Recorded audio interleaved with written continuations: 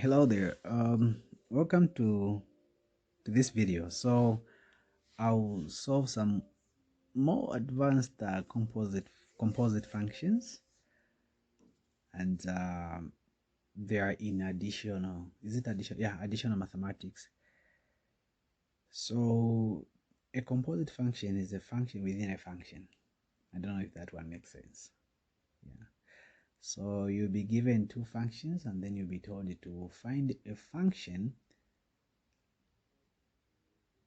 when it is put into another function. So of course sometimes we may be used with functions such as the f of x, g of x, h of x.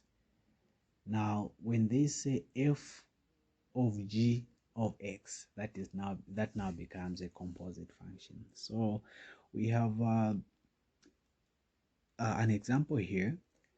So it says that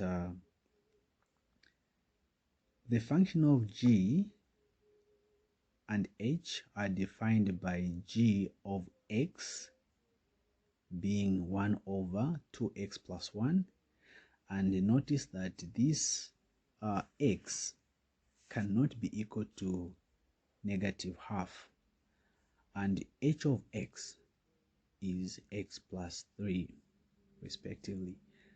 So the first question that we're told is to find the g of x. Now that is because there are two questions here, and I'm going to do two separate videos. I'll try to put the link on each one in the description of each video, so please feel free to click in the description, click on the link in the description of this video for you to find the other question. So now we're told to find the g or the h of g of x. So we can just write them. We know that g is what? G is simply x plus 3, and that is h, or rather, and then g we have 1 over, that is 2x plus 1. So when we are told to find the g of x, remember that the function represents where x is. So it's like we want to write h, which is 3 plus x plus 3. Now where there is x, we're going to put the function for g. We're going to write this one, but where there is x, we put what we've been given for g there. So where there's x, we're going to replace it with 1 over 2x plus 1. Then there's this plus sign there, plus 3. Then from there, I think this question was carrying 2 marks also because it's simple. And then from there, what do? We just make this one to be over 1. Then we find the highest common factor of 2x plus 1 and 1. And the highest common factor, or the highest common denominator there, is 2x plus 1. So that when we say 2x plus 1 into 2x plus 1, it's 1. 1 times 1 there, it's 1. Then plus. Of course, don't rush into putting plus unless you are convinced that it will give you a positive sign there, because if it was negative there, would have put a negative sign even here. So 1 into 2x plus 1, it is 2x plus 1. 2x plus 1 times 3. So we're going to do them separately. So 3 times 2x, that is 6x, right? And then 3 times positive 1, it will be positive 3. So simplifying this further, we're going to have 6x, then this is positive, so 1 plus 3, that is plus 4, over, we just bring this one there, 2x plus 1.